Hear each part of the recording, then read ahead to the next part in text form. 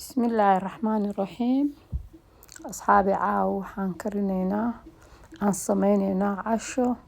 Cashadaas oo ah casho macaan lagana sameynayo waxyaabaha soo socda arki doontaan. Waxaan ka bilaabay biyo iyo fixiso iyo sonkor iyo cusbo iyo waxaan ka bilaabay 2 qaado oo saliid ah. Caawa waxa weeye waxaan soo bandhigayaa caawa casho aad u macaan oo ka heli doontaan. Aad iyo aad idin qancin doonta sida ay maaragtay u eg tahay cashadaasi. Kadib markaan isku walaaqay arrintaas intaa isku daray waxaan ku darayaa burkii baan hadda maraynaa. Waan maaragtay marka ugu horeysa ka bilaabay inaan bur sameeyo.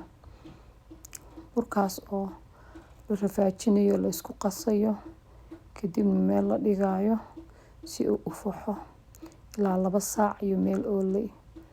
Kadib waxaan bilaabayaa in aan burkaas wixii aan ku dhex dari lahaa oon ku macaanin lahaa aan diyaariyo. Caawa waxaan go'aansaday ukun inaan ku daro iyo baradho. Waxaan karinayaa markaan ukuntii iyo baradhadii ayaan digsi ku riday. Waa kariye. Waxaan ka soo saaray ukun bisil iyo maaragtay baradhadii oo bisil. Intaa kadib waan isku hagaajiyay waan isku jarjaray. Waan isku hagaajiyay si aan u dhex geliyo baradhada. Qudaartan laftigeeda iyadana waa barbarooni iyo yaanyo iyo basal. Ayaga laftigooda gaar baan u sameeyay si aan burka hadhow ugu guro. Burkii wuu faxay. Waxaan diyaarsaday qudaartii basashii iyo baradhada ahayd. Baradhadii oo meel gaar ah iyo basashii oo gaar ah iyo barbarooniga alaabtaas oo gaar ah iyo ukuntii oo gaar ah. Marka kulli waxaan ku guri doonaa burka. Waan ku dhex sameyn doonaa. Hadda waxaan maraynaa inaan ku gurno. Waxaan ku gurnay qudaartii, ukuntii, baradhadii iyo yaanyo basashii waxaas oo dhan waan ku daray. Kadibna waxaan rabaa inaan xirxiro isku xiro iyadana kuus ka dhigo. Kuus ayaa laga dhigayaa. Haddii burkaaga batana waa iska jari kartaa wax yar meeshaas oo istiraahid ama bislaan waaya waa iska jari kartaa.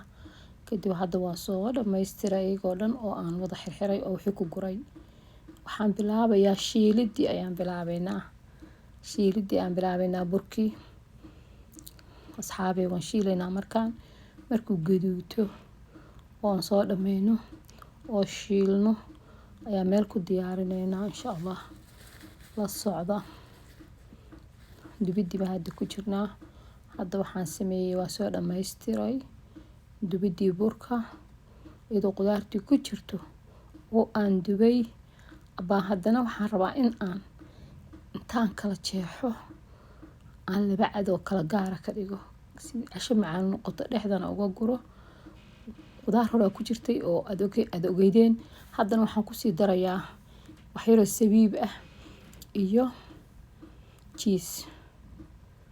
Xoogana ovenka ayaan gelin doonaa markaan cheese-ka ku dhammaystiro oo ku wada guro. Waa lagu macaaniyaa cheese.